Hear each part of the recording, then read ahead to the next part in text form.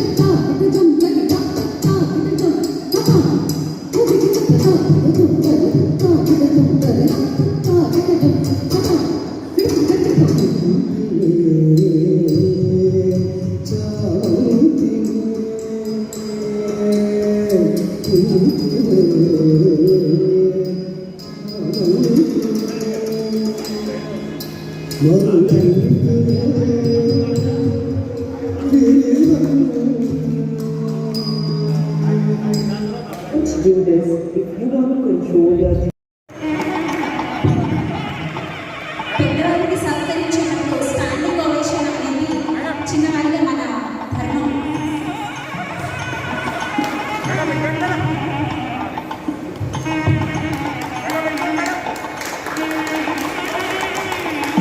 కళాకారులకు చెప్పండి అంటే